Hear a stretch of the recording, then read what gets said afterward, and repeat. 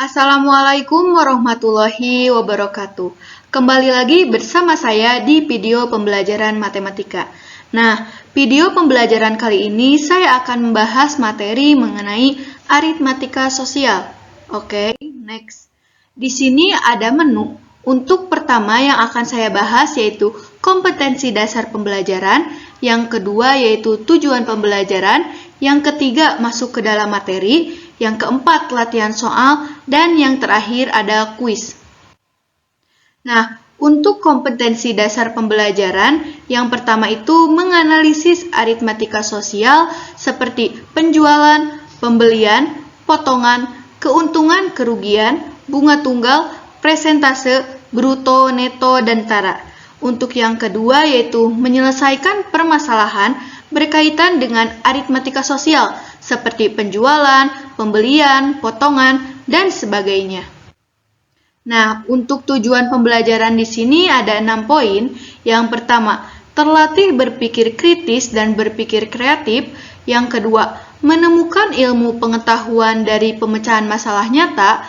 Yang ketiga, mengajak untuk melakukan penelitian dasar dalam membangun konsep. Yang keempat, terlatih bekerja sama dalam tim untuk menemukan solusi permasalahan. Yang kelima, terlatih mengajukan ide-ide secara bebas dan terbuka. Dan yang terakhir, yang keenam, yaitu merasakan manfaat matematika dalam kehidupan sehari-hari. Untuk materi yang akan saya bahas, yang pertama yaitu definisi dan konsep aritmatika sosial. Oke, aritmatika sosial ini merupakan salah satu cabang matematika yang sering dijumpai dalam kehidupan sehari-hari.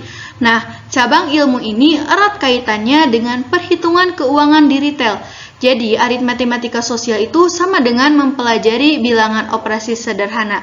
Dan juga, dalam kehidupan sehari-hari, kita itu tidak mungkin terlepas dari kegiatan yang terkait dengan aritmatika sosial. Dalam aritmatika sosial ini akan dibahas tentang kegiatan yang terkait dengan dunia perekonomian, antara lain seperti penjualan, pembelian, keuntungan, kerugian, bunga, pajak, bruto, neto, dan tara. Nah, yang kedua yaitu presentase untung dan rugi. Untuk presentase keuntungan, dalam proses perdagangan bebas, selalu terjadi interaksi antar penjual dan pembeli tentang kecocokan harga.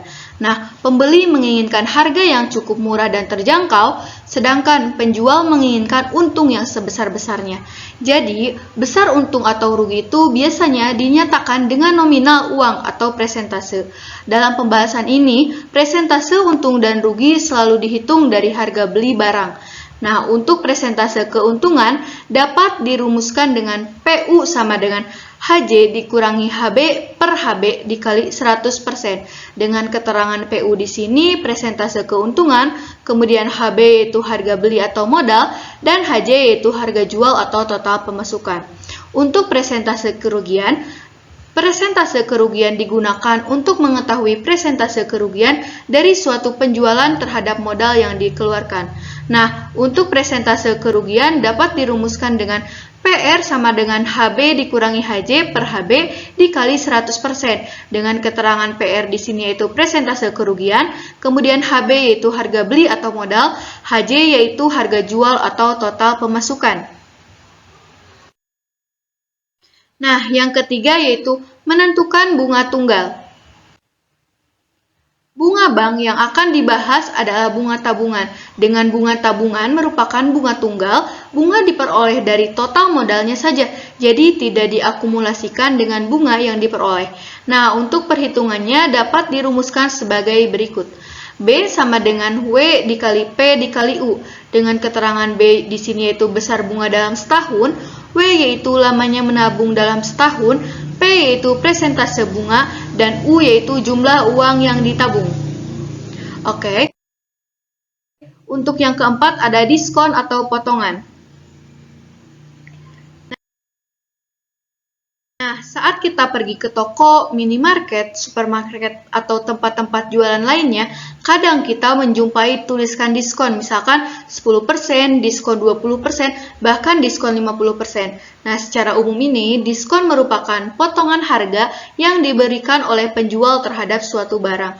Misal nih, suatu barang itu bertuliskan dengan harga 200.000 dengan diskon 15%. Ini berarti barang tersebut mendapatkan potongan sebesar 15% dikali 200.000 sama dengan 30.000. Sehingga harga barang tersebut setelah dipotong adalah 200.000 dikurangi 30.000 sama dengan 170.000. Oke, next. Yang kelima yaitu pajak. Jika diskon adalah potongan atau pengurangan nilai terhadap nilai atau harga awal, maka sebaliknya pajak adalah besaran nilai suatu barang atau jasa yang wajib dibayarkan oleh masyarakat kepada pemerintah. Pada materi ini yang perlu dipahami adalah bagaimana sih cara menghitung besaran pajak secara sederhana. Besarnya pajak itu diatur oleh peraturan perundang-undangan sesuai dengan jenis pajak. Nah, dalam transaksi jual beli itu terdapat jenis pajak yang harus dibayar oleh pembeli, yaitu pajak pertambahan nilai atau PPN. Nah, pajak pertambahan nilai atau PPN ini adalah pajak yang harus dibayarkan oleh pembeli kepada penjual atas konsumsi atau pembelian barang atau jasa. Sehingga penjual tersebut mewakili pemerintahan untuk menerima pembayaran pajak dari pembeli yang akan disetorkan ke kas negara. Nah, biasanya besarnya PPN ini adalah 10% dari harga jual. Untuk yang ke-6 ada bruto, neto, dan tara. Nah, mari kita bahas satu-satu.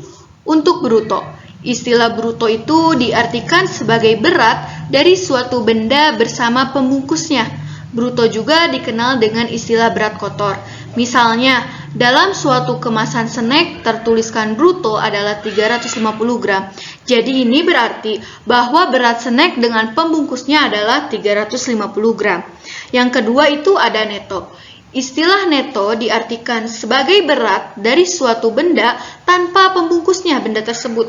Nah, neto juga dikenal dengan istilah berat bersih, di mana misalnya dalam bungkus suatu snack itu tertuliskan neto 300 gram. Ini berarti bahwa berat snack tersebut tanpa plastik pembungkusnya adalah 300 gram. Untuk yang ketiga yaitu tara. Istilah tara itu diartikan sebagai selisih antara bruto dengan neto. Misalnya nih, diketahui pada bungkus snack tertuliskan bruto 350 gram, sedangkan netonya yaitu 300 gram. Ini berarti bahwa taranya adalah 50 gram.